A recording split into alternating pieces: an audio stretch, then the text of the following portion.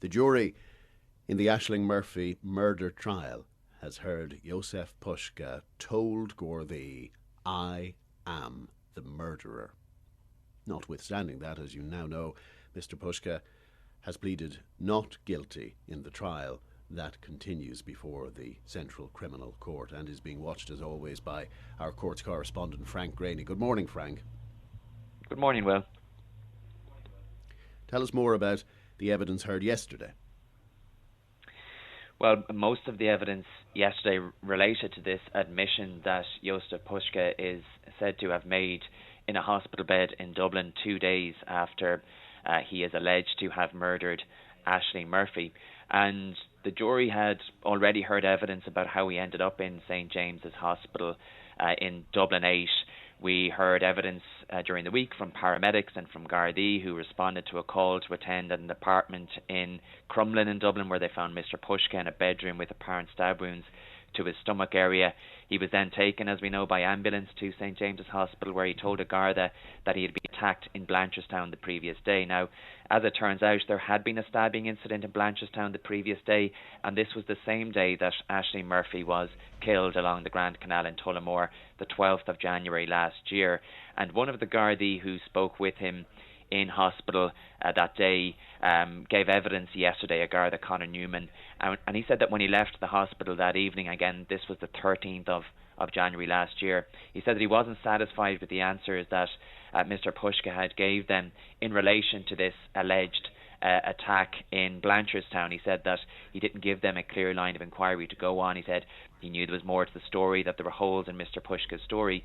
So when they returned to Blanchardstown Garda Station, they relayed all of that to their supervising officer, who then contacted the incident room in Tullamore, where obviously the investigation into Ashling's murder was in full flow. And the reason he made that phone call was because Mr Puska had told his officers that he had travelled from Tullamore to Dublin on the day that Ashling was killed, and he claimed that that's then when he was attacked by two men in Blanchardstown.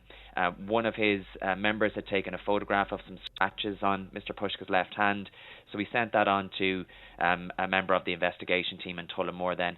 And on the back of that conversation, and having seen that photograph, a decision was made to send two of the investigating officers from Tullamore to St James's Hospital in Dublin to speak with Jozef Puska. Now, they were not in a position to speak to him that evening on the 13th. We heard that he was either in surgery or was recovering after having an operation. So they went back to Tullamore, but they returned to Dublin the following day, and they spoke to him on two occasions. We heard that the first was in the afternoon, when they told him that they were investigating Ashling's murder. And again, Mr Puska told them what he was doing in Dublin the day before. He told them about this alleged knife attack in Blanchardstown. And at one point during this conversation, on the 14th, during the afternoon, they asked him if he had a bike.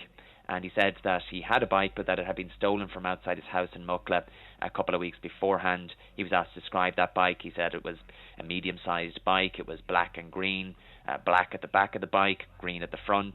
He was asked about the colour of the handlebars. He said they were black, but he wasn't sure. And he was asked specifically then if he was cycling in the Tullamore area the day before, to which he replied no. Now, that conversation ended in the afternoon, but they did return later that evening. We heard that Sergeant Pamela Nugent from Tullamore Garda Station had a search warrant for the hospital, which she executed that evening, and then we heard about a conversation that they had with Mr Puska. I presume all of this was through a translator. That's right. On both occasions, and indeed when Gardaí from Blanchardstown had spoken to Mr Puska the day before, the services of an interpreter were engaged over the phone. This interpreter was put on loudspeaker, and all of the conversations then were relayed to them through this interpreter on loudspeaker. And once that search warrant was executed on the hospital by Sergeant Nugent, as I say, she and Detective Sergeant Jennings explained the warrant to Mr Puska. At this point, he had been moved to a private room from the shared ward that he had been in earlier. This was about 6:30 that evening on the 14th of January last year. And Detective Sergeant Jennings said that he asked Mr. Puska if he had heard of the murder of Ashling Murphy. Mr. Puska said that he had read it in the newspaper, and he said then, through the interpreter, Mr. Puska asked if he was a suspect, and Detective Sergeant Jennings told him that he was a person of interest. He said at this point, Jozef Puska paused for a few seconds. He described it as a notable pause. He said Mr. Puska then spoke through the interpreter, who said that he wanted to make an official statement that he committed the murder. And as you say, Mr. Puska then went on to say, I did it, I murdered, I am the murderer. And again, for the record, once the trial commenced, it is his position that he is pleading not guilty. Mm-hmm. Yeah, absolutely. And once that admission was made in the hospital bed, Detective Jennings cautioned him immediately. He told him he was not obliged to say anything unless he wished to do so, but that anything that he did say would be taken down in writing and maybe given in evidence. And he did speak about how he had taken notes, Detective Sergeant Jennings, about this conversation, and they were presented to the jurors yesterday. Copies of them were handed out to the jury box.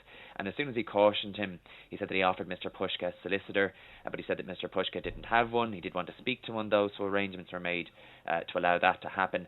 And once that caution was made, D.S. Jennings told the jury that he could no longer ask Mr. Puska any questions, but he said Mr. Puska just kept talking, so he kept taking down what he was saying.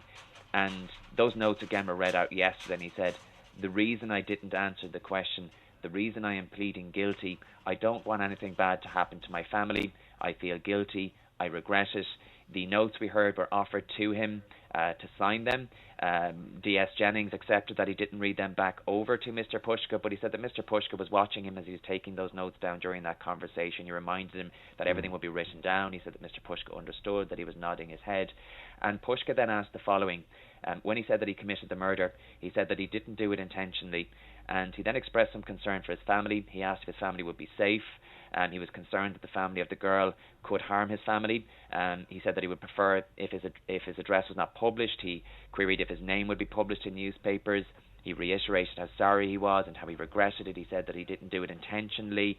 And Detective Sergeant Jennings assured him that the girl's family were good people, that they wouldn't harm his family, that the Gardaí wouldn't harm his family.